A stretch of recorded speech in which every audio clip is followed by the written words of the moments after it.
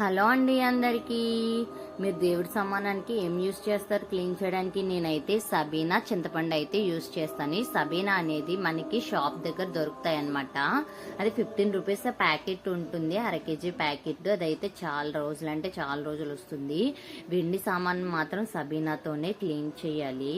ఇంకా రాగి సామాను, ఇత్తడి సామాను వీటిలన్నిటిని కూడా మనం సబీనా ప్లస్ చింతపండుని యూస్ చేసి మనం క్లీన్ చేస్తే ఒక వారం వరకు అవి తెల్లగానే ఉంటాయి.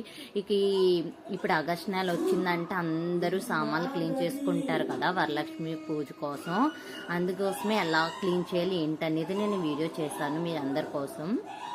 చూడండి, నేను వీడియోలో ఎలా క్లీన్ చేస్తున్నాను, ఆ విధంగా క్లీన్ చేసుకోవాలి. అయితే చింతపండు అనేది మనం వంట చేస్తాం కదా, పులుసులు అవి పెడుతూ ఉంటాం కదా, ఆ పెట్టగా చింతపండు అనేది చాలా మంది పడేస్తారు. కానీ అలా పడేయకూడదు. అలా పడేయకండి చింతపండు. ఆ చింతపండు ఏం చేయాలంటే మనం దేవుడి సామానం తోముతాము అన్న 2 రోజులు తీసుకుని పక్కన పెట్టుకోండి.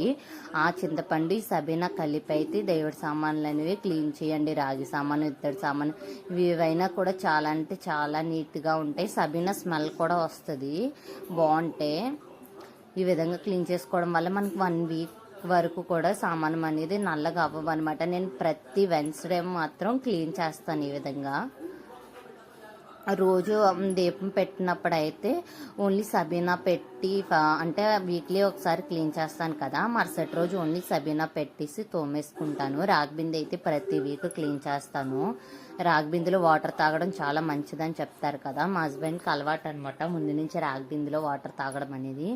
అందుకోసం నేను ప్రతి వీక్ క్లీన్ చేసి ఉదయాన్నే వాటర్ పడతాను. చూడండి, ఈ విధంగా రాగి బిందె ఉన్నది ఈ విధంగా క్లీన్ చేస్తే తెల్లగా అయితే వస్తుంది.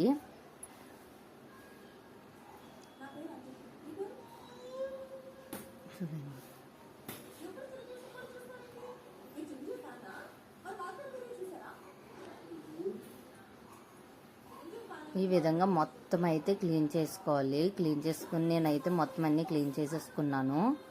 చూడండి చూడండి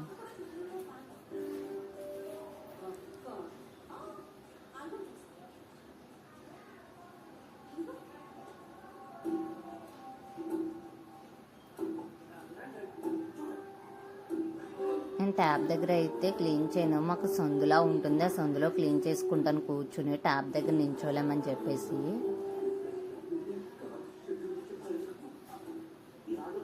ఈ విధంగా క్లీన్ చేసుకుంటే ఇంత తెల్లగా వస్తాయన్నమాట. మనకి 1 వీక్ వరకు ఈ విధంగా ఉంటాయి.